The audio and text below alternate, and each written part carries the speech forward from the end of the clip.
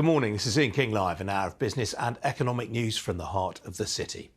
Sri Lanka has asked the International Monetary Fund for urgent help following a financial crisis that has engulfed the island state.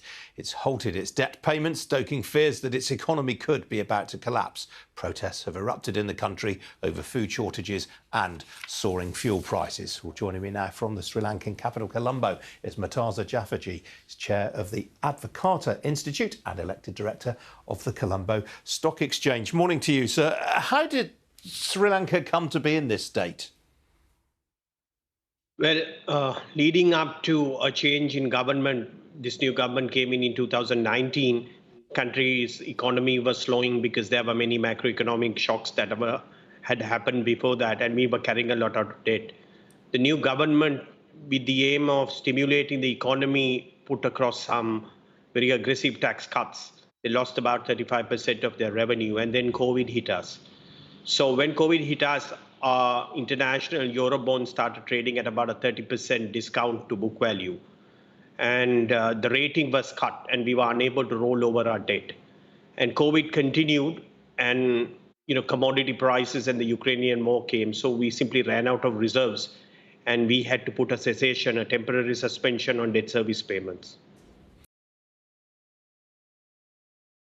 Now, Sri Lanka is currently witnessing its worst economic crisis since its independence. With rising inflation and lack of basic staples, the condition is steadily shifting from bad to worse. The newly elected Sri Lankan cabinet will be meeting for a session later today to discuss proposals for a possible 21st constitutional amendment. According to reports, Sri Lankan Prime Minister Mahinda Rajapaksa will present the proposals submitted by political parties. This will be the first meeting of the newly appointed cabinet. The crucial session is scheduled to take place at 5 p.m. local time. Sri Lanka's main opposition, which includes parties like the Samagi Jana Balawegaya and the United National Party, have already handed over their party's proposals to the Speaker for the drafting of the 21st Amendment. The general public is the one who are suffering the most amid this ongoing economic crisis. The South Asian nation of 22 million people has struggled to pay for essential imports after a steep drop in foreign exchange reserves. The devaluation in currency, along with soaring inflation, has made it difficult for the common man in Sri Lanka to purchase even basic staples. Every single item in the country has gone up by at least $50 in recent days. Along with medicine, lentils, sugar, vegetables, the cost of everyday items like soap and biscuits has also risen dramatically over the last few days. The price of a bar of laundry soap, which was somewhere between 60 and 70 rupees, has gone up to 105 rupees, while that of body soap now stands somewhere at around 170 rupees apiece. The rising inflation has triggered massive anti-government protests across the country the last few weeks. In the latest, Sri Lanka teachers and principals unions have put a nationwide strike today to denounce the government's inefficient handling of the crisis. The strike is a show of support for public protests in Sri Lanka. This comes the day after thousands of university students took to the streets of Colombo to denounce the government's failure in minimizing the crisis. Protesters attempted to march outside the president's office, but blocked by police barricades. They then moved towards the residence of Prime Minister Mahinda Rajapaksa to demand his resignation.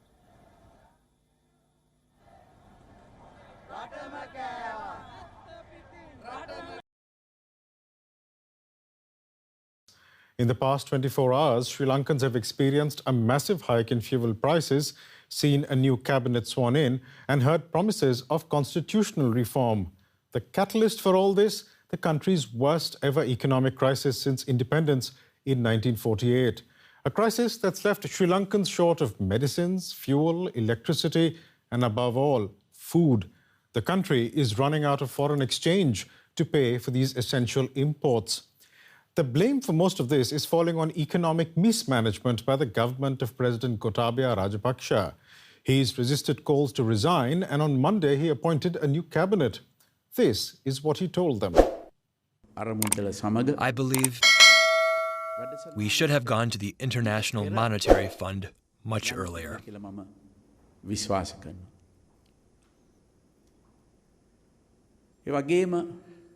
Not providing agrochemicals to farmers is also a mistake. We will now give fertilizer to our farmers once again. People are suffering because of the economic crisis, and I deeply regret it. During the 2022 IMF and World Bank spring meetings in Washington, D.C., IMF Managing Director Kristalina Georgieva and other senior members of IMF management met with the Sri Lankan delegation led by Finance Minister Ali Sabri and Governor of the Central Bank, Nandalal Veerasingham. The discussion centered policy actions to address economic challenges the country's economy is faced with as Sri Lanka struggles to pay for imports amid plunging foreign exchange reserves, a deepening debt crisis, soaring cost of living and rising inflation. Issuing a statement, IMF Sri Lanka Mission Chief Masahiro Nozaki referred to April 18 to 22 talks between the Sri Lankan delegation and the IMF team as fruitful technical discussions on Sri Lankan authorities' request for an IMF-supported program.